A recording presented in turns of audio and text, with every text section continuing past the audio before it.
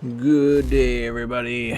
Welcome back to Assassin's Creed 3, where we are starting right where we left off. We're gonna do Dead Chest's Treasure. That's a Captain Kidd mission. We're gonna find his lost treasure.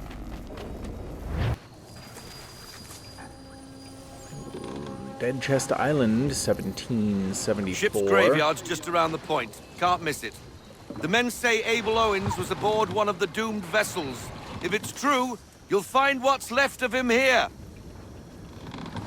Scavengers love the graveyard, so be on your guard.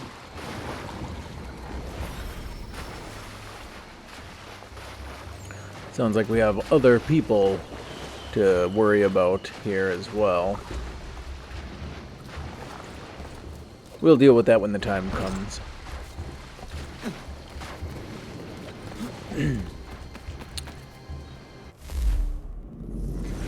Dead Chest Island. Not exactly a first date venue, this. Dead Chest Island is part of the British Virgin Islands, though it's an island in the same way that Pluto is a planet. It's really more of a big rock. However, I won't deny the place has an interesting name and an interesting history. According to legend, Edward Teach, aka Blackbeard, visited the island and left 15 of his crewmen here as punishment. Each crewman had a bottle of... Okay, hold on. Each crewman had a bottle of rum and a cutlass. And when Blackbeard returned, most of the men were dead. Maybe the rum was bad. With the missing words and the added words and the... It's this game in particular. The last one was fine.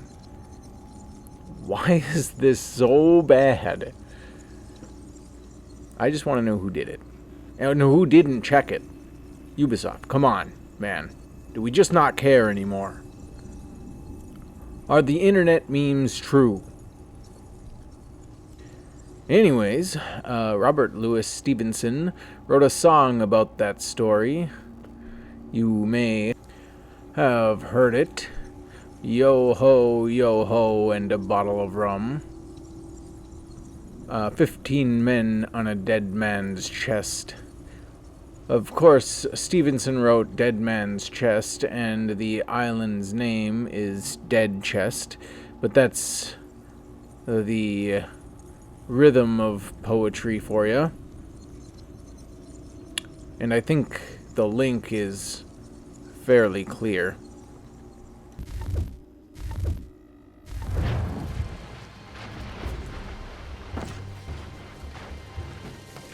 If Abel Owens' ship wrecked around here, they must have been looking for something themselves.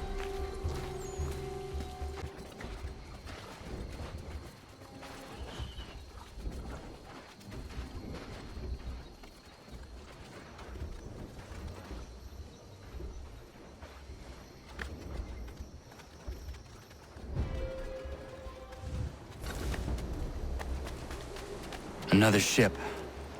Scavengers.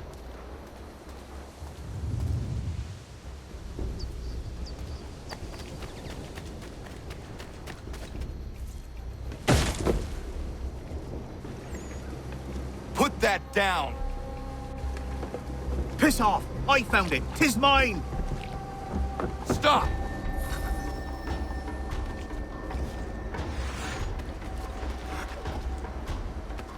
Leave me be! I found it! What you carry is mine!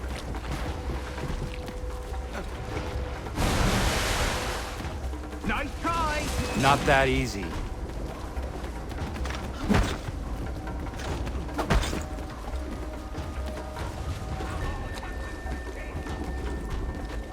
It's not yours! Leave me alone!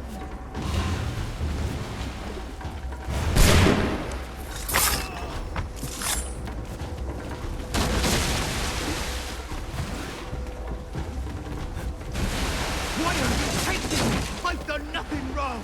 Stop and give me what I came for!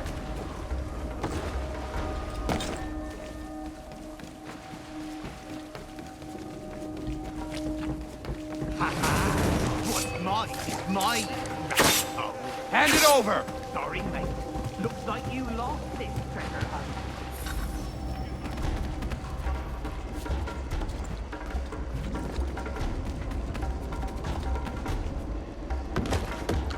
Gone.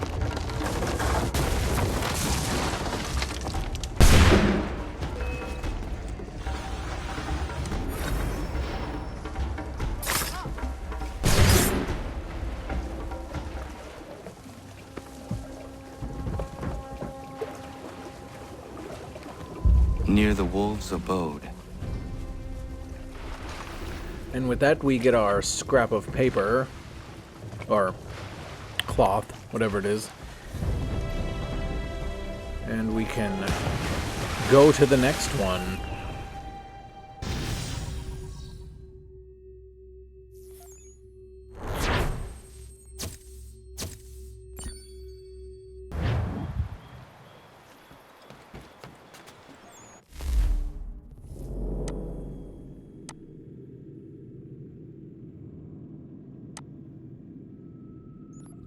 Ghost Ship is the next one. The Octavius. Northwest Passage 1776. Faulkner's guess better be right. Why anyone would believe the Northwest Passage exists is beyond me.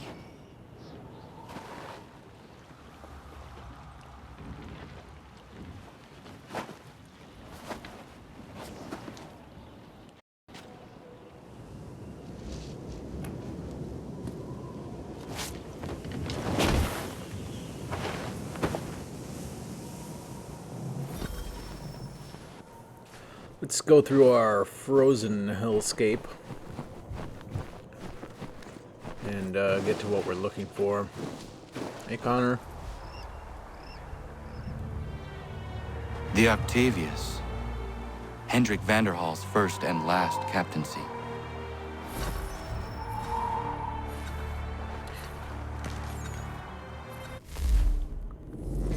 The Octavius. This ship is actually the center of a ghost story that most historians would tell you is complete bunk.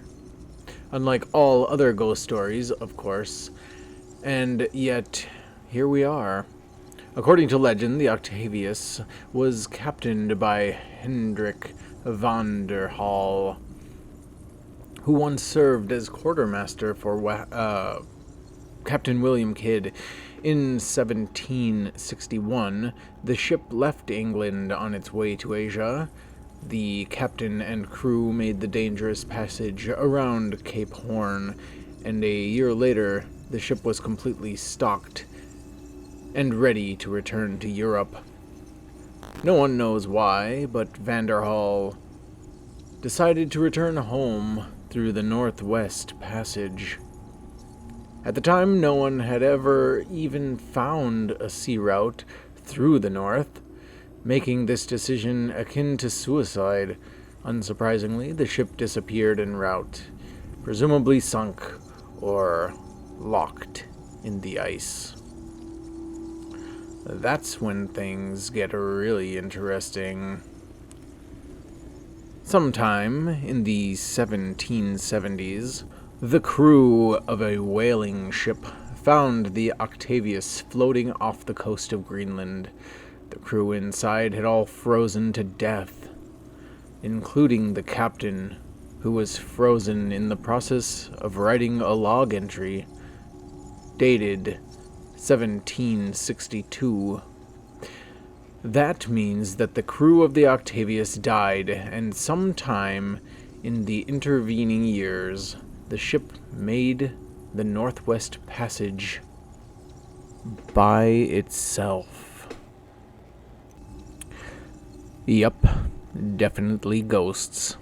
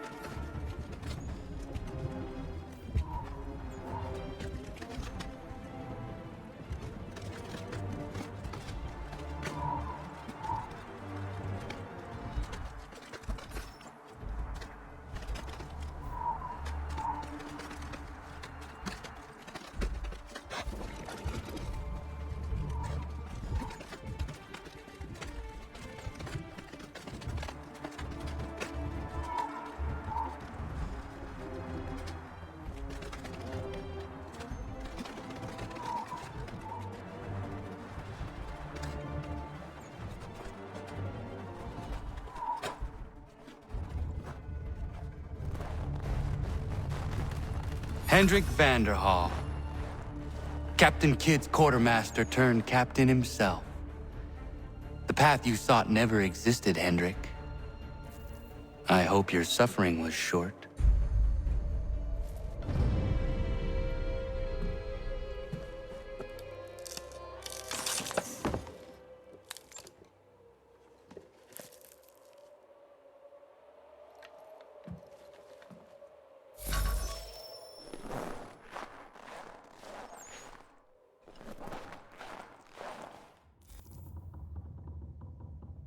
Well, doesn't look like there's anything else in here. Time to go.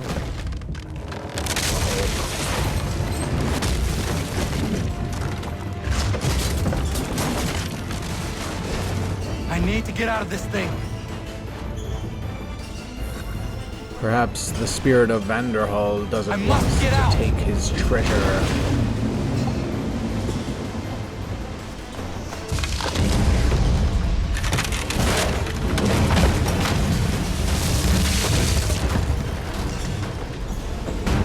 That was close.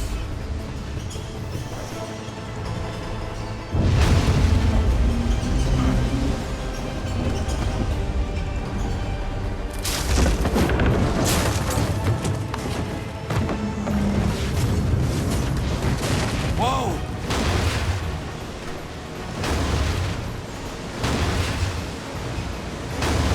I must not get caught in here.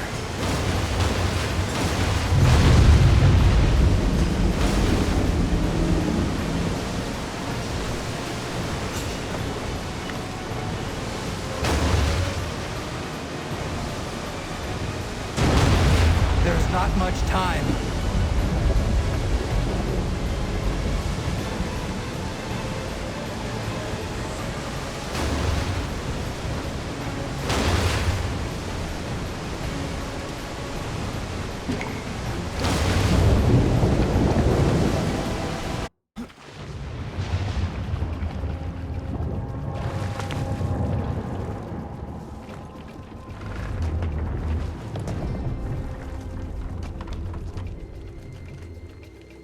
And abreast the rock that doesn't fit.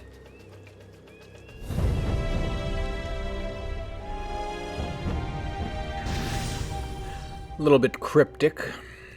We'll figure it out. Once we get all of the pieces, it should make more sense.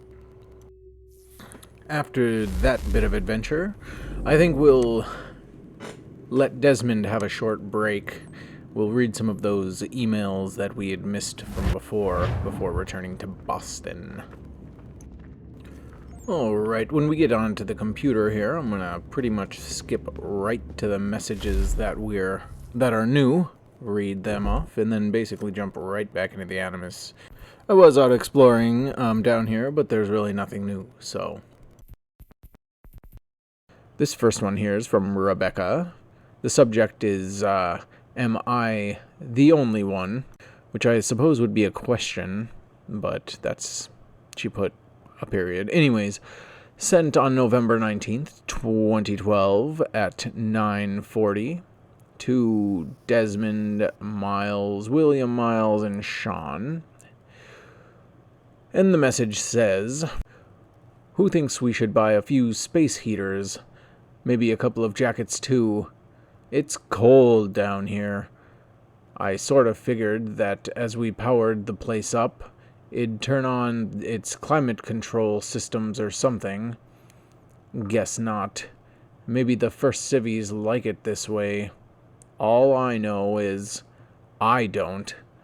So I'd really like for us to pick up some sort of heating solution the next time we head out.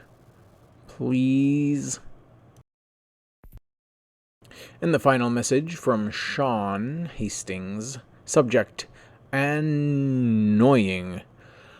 Sent November 20th, 2012 at 3:11 in the morning to the other 3 people down here. And the message says, Abstergo is definitely on to us. Most of the power sources I was tracking are gone. Guess they're rushing to snap them up now that they know what we're up to.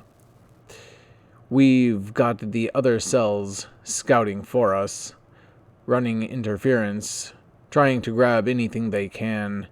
It's just hard with our numbers and their resources. It sounds like we're a priority. We don't have many people left. And it's getting harder and harder out there. Hopefully that changes, as it did for Ezio. I guess we're the only ones that can make that change. Right now, the Templars are on top. It seems that's just how things go, unfortunately.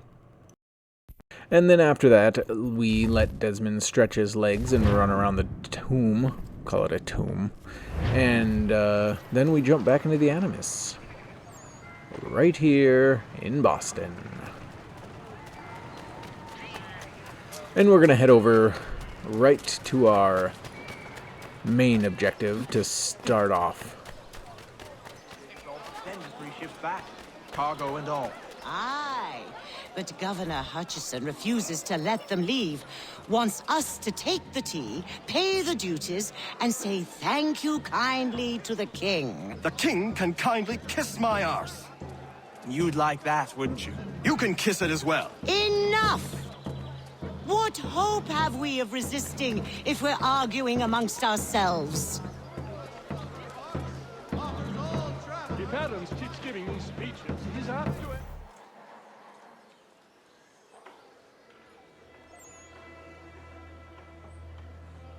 What happens now? We wait for the signal.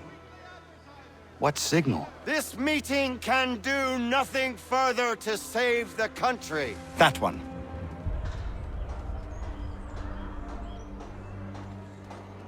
Evening, gentlemen. Shall we be off? No. What's the matter? I have spent today drawn from one bit of madness to another with nothing to show for it. Before I go any further, I would like to know exactly what it is you intend. Of course.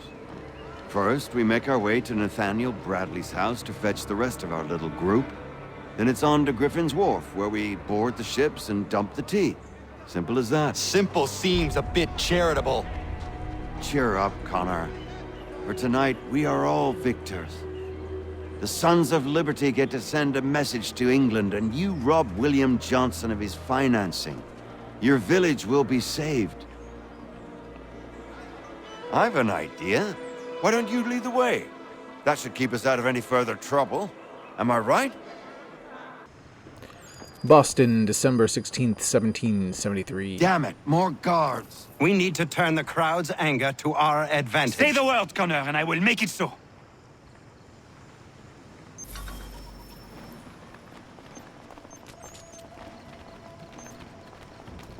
Now we need to dispatch the guards.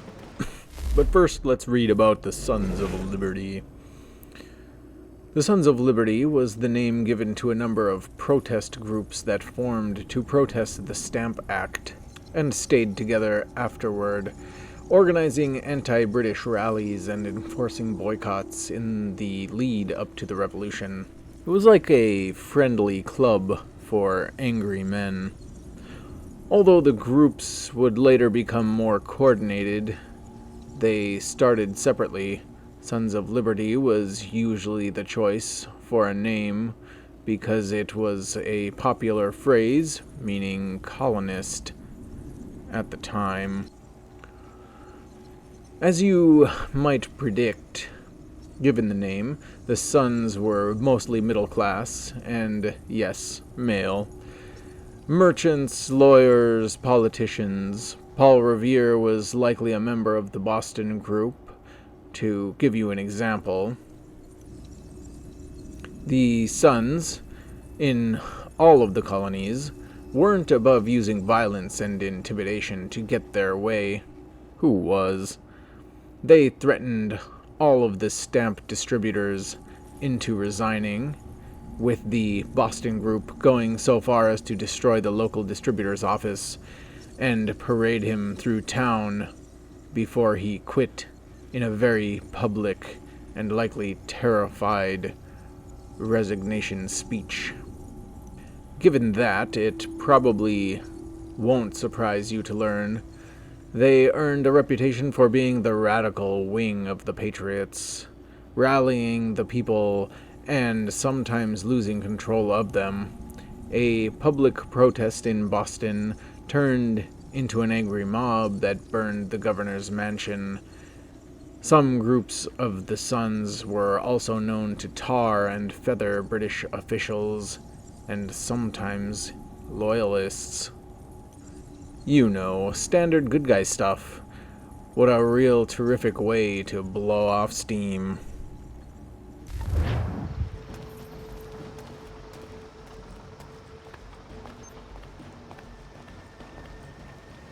Since we have a bunch of these guys to take out, we can try using our assassins to dispatch them before we even get there. They do an okay job. Not as well as our Italian assassins did. But it's still decent. We can mop up the rest. Now here's the thing about Connor being here at the Boston Tea Party. The reports, I guess, say that the people cited Native Americans dumping tea into the water. It is said that the Sons of Liberty had dressed up like Mohawk natives so that they could disguise themselves and not be prosecuted by the law. But there are other reports that actual Native Americans were dumping tea into the river.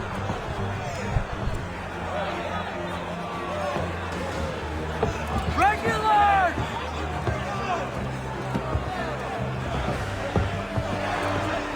We need to keep those bastards at bay while the tea's being dumped. Let me up. I'm yours to command.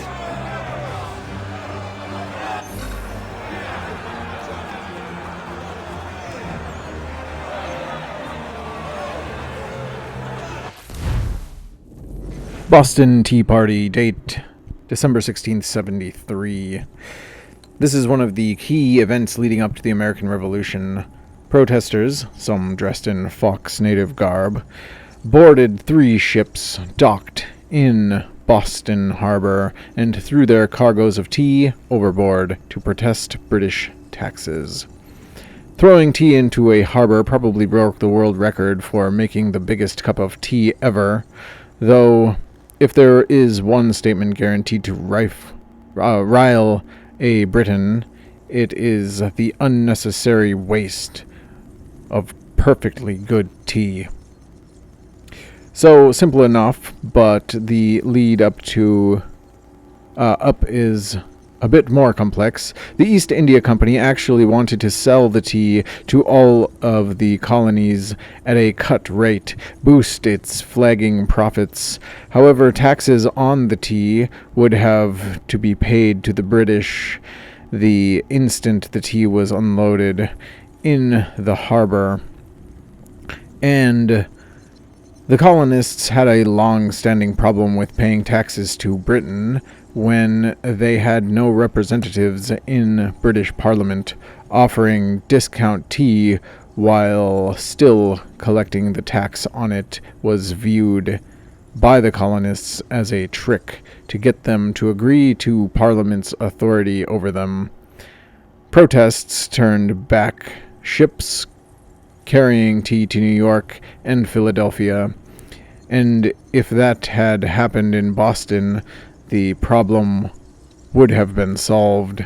Unfortunately, the governor of Boston wouldn't let tea ships leave once they were in the harbor. I guess he figured the public would come around eventually and just pay the tax. Because everyone likes a bargain, But that never happened. In fact, protests got bigger and bigger until a meeting at the Old South Meeting House. A mob broke away from the crowd there and dumped the tea, solving the impasse and wasting the tea. I shuddered as I wrote that. The British reacted to the protest by sending British troops under Thomas Gage to occupy the town. They also closed the Boston Harbor, part of several laws they created to punish the colonists that were dubbed the Coercive Acts. Of course, these laws didn't gain them any sympathy with the colonists and led fairly direct to the outbreak of the Revolution. Tea is important business. I'm sure at the time the loyalists were, they understood this stuff. They were like, well, if these guys wouldn't do this stuff, we as British citizens wouldn't have to deal with this kind of garbage and consequences. And then the other half being the patriots, they needed this to happen. They wanted this to happen. So it's very much like today with people being so divided on so many issues and things like that.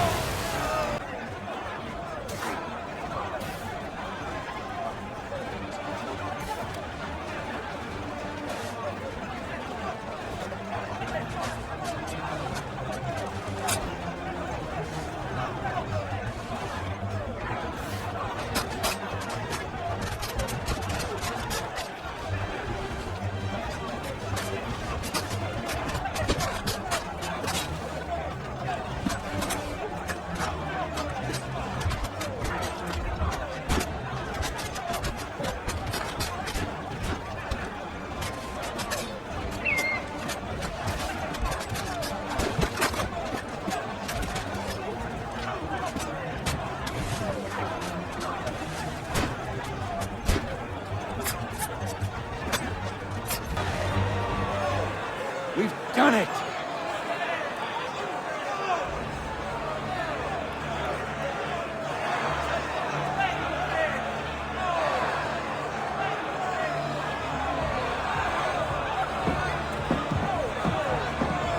Gunner?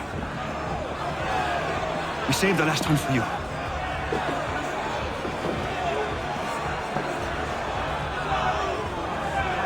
I feel like in this version, nobody dressed up as native. Due to that, I believe that they would definitely upset Connor. But him being the only one fits the story. So, well, one of the versions of the story. So I'm pretty happy with it. It's pretty cool. Best we get out of here, huh?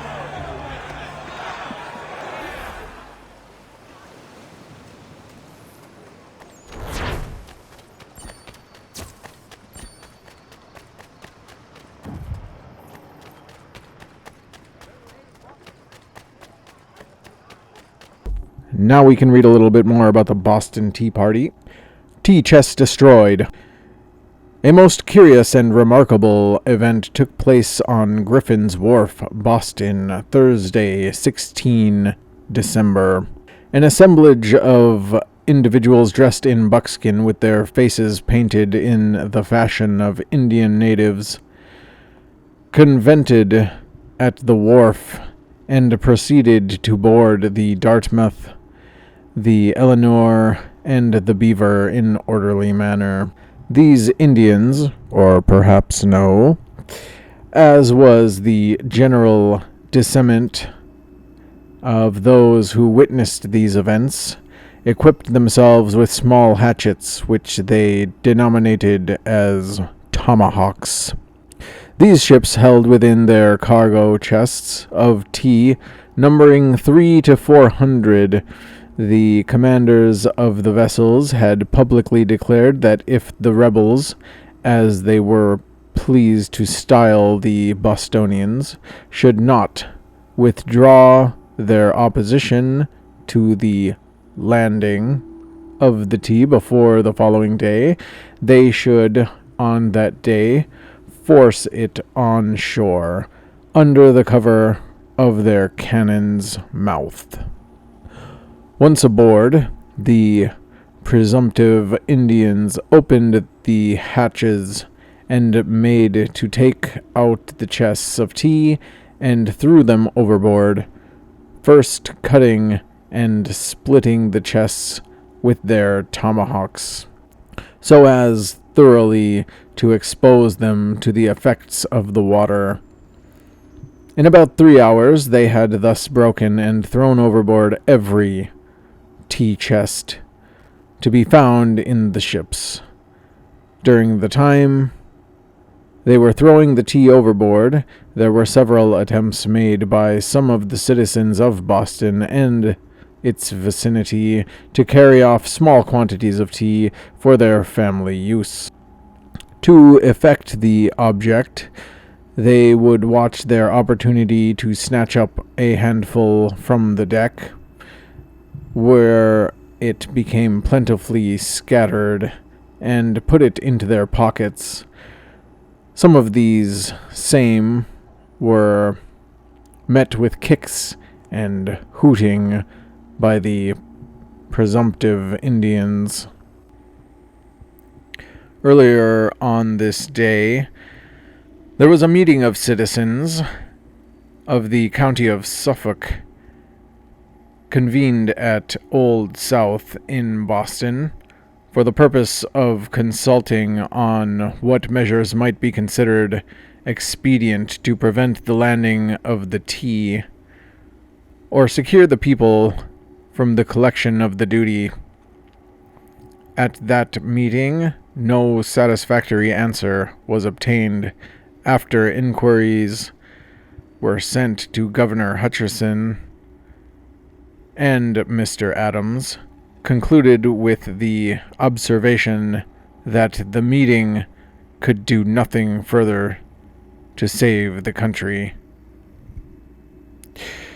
Beyond the chests of tea, there was no damage done to any ships. The destroyers of the chests were seen to sweep the decks clean of tea leaves after the chests had been thrown to sea. After that, we can return to Achilles. It is done. Johnson is dead? No. He retreated when we destroyed the tea. Only to hatch some new scheme, I'm sure. You should have killed him. There was no need. Time will tell if you speak the truth. 6 months later. Ganondokon, why are you here? Has something happened? William Johnson has returned with all the money required to buy our land. He meets with the elders as we speak. I have begged him to resist, but I fear he shall have his way unless you intervene. How is this possible? We destroyed the tea. The Templars are nothing if not resourceful. You should have heeded my warning. Please, you have to stop him. Of course. Can you tell me where they're meeting?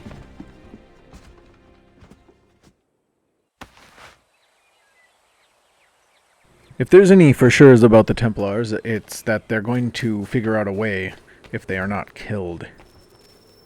Hostile negotiations. Johnson Hall is just over the river. The water is well guarded. Wait for me here.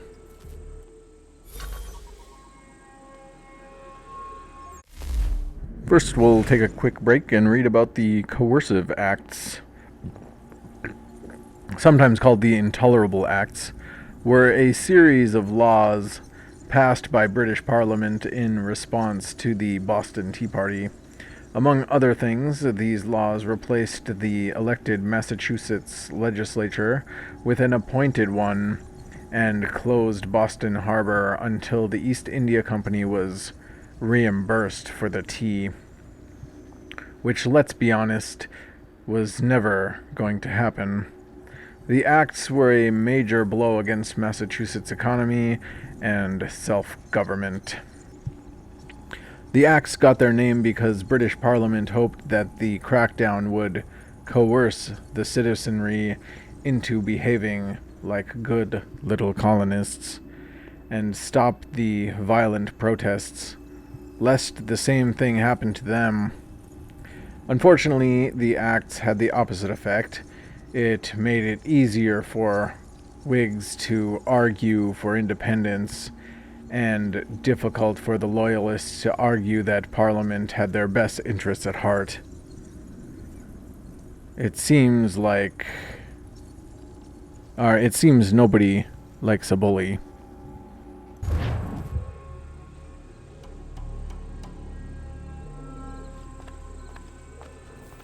Alright, crossing the river, we see there are plenty of guards. It's a restricted area, so we need to do this quietly and hopefully not be noticed. Unfortunately, not after too long. We do get noticed by a guard while listening to a conversation. You seek land, true enough. Land that is not yours nor any person's. I only wish to keep you safe. There are those who would betray and manipulate you. Or worse yet, take the land by force.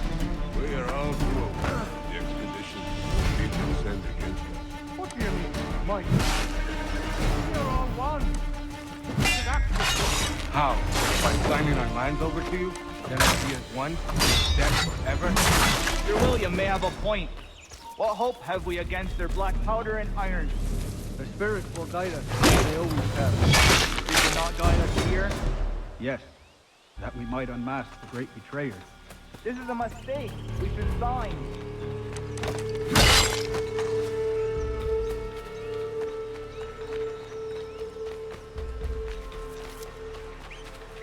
It seems even the natives disagree with each other. Peace! Peace! Have I not always been an advocate?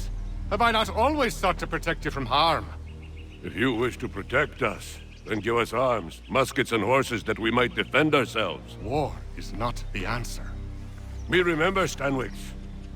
We remember you moved the borders. Even today your men dig up the land, showing no regard for those who live upon it. Your words are honeyed, but false. We are not here to negotiate, nor to sell. We are here to tell you and yours to leave these lands. So be it. I offered you an olive branch, and you knocked it from my hand. Perhaps you'll respond better to the sword. Are you threatening us? Yes. Nice. If you don't get what you want, use threats and violence. Treaty of Fort Stanwix, signed 1768. This treaty was meant to resolve ongoing land disputes between the indigenous people and ever-encroaching colonists.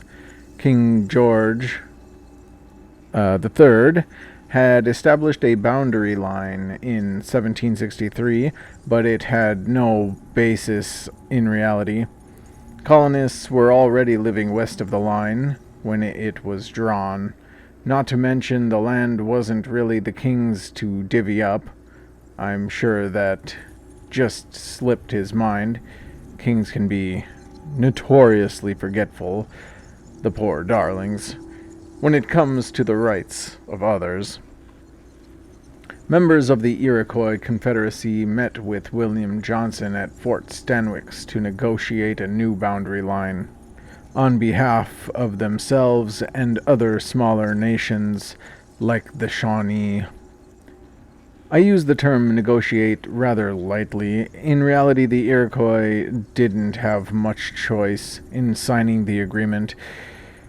It was give away some of their land and achieve peace, at least temporarily, or fight a long and drawn-out war. The question was only how much. When the treaty was signed, it was generous to Johnson, to say the least. even handing over the lands the British had left to the Cherokee earlier the same year. In fact, the Stanwix Treaty was so controversial that British-run Board of Trade ordered Johnson to renegotiate. He refused. Johnson made a fortune speculating on land. I imagine this treaty was quite a windfall for him.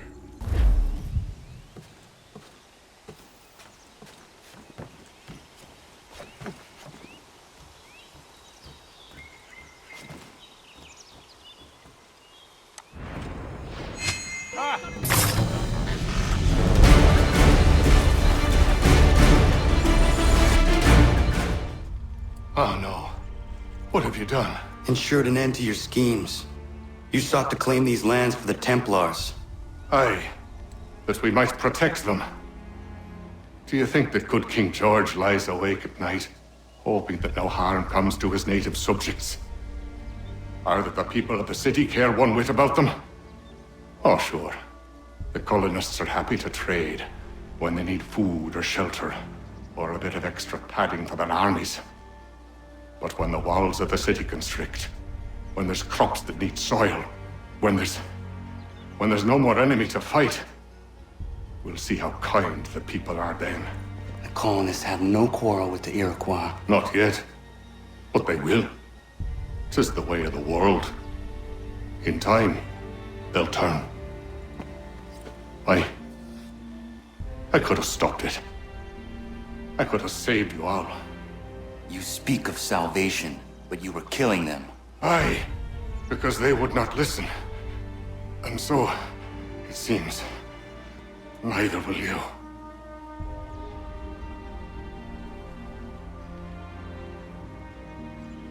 Ayawas ne yahte hagum sare am dahyayum ne skanas izagum haje.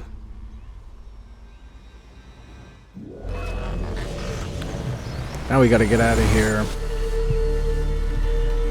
I don't disagree with Johnson in that these guys probably needed help by somebody that wasn't them. I do very much disagree with his methods, and I do definitely feel they got the short end of the stick, and still do to this day. William Johnson updated. In case you were wondering, the official reason for Johnson's death was given out as a stroke. I guess publicizing that he was killed while threatening to murder treaty negotiators would probably have caused some political tensions, to put it mildly. I suppose a blow to the head, for example, would be described as a very heavy stroke.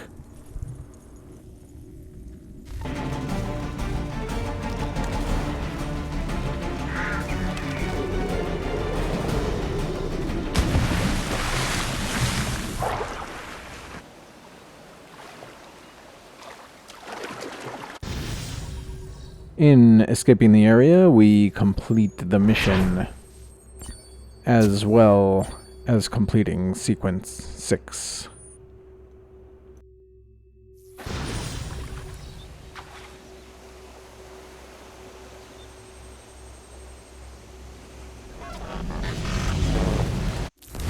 William Johnson is dead, and with him, the Templar plot to steal the land of my people.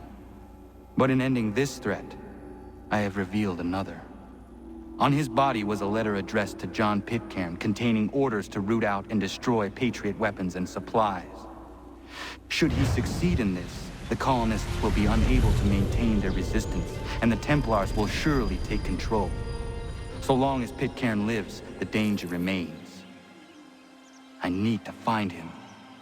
He needs to die.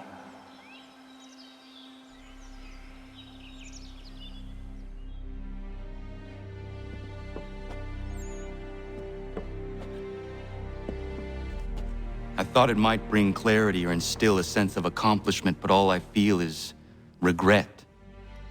Hold fast to that. Such sacrifices must never come lightly. I had to do it. Not only for my people, but for all the others Johnson would have harmed. It's a start. But to truly be free of Templar influence, all of them must be dealt with in turn. Even your father. I know. You speak the words, but do you believe them? Seems we've company.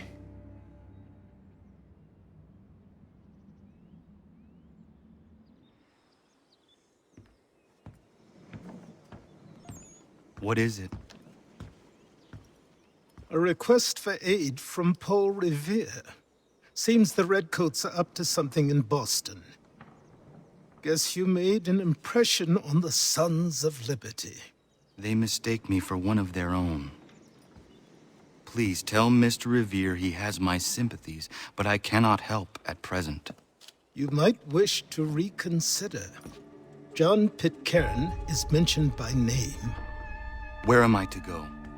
Mr. Revere's house in Boston. If you'd like, I can...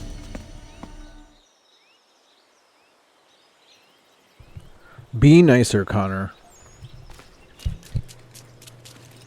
Anyways, we're going to end the episode there. Thank you so much for watching, and goodbye.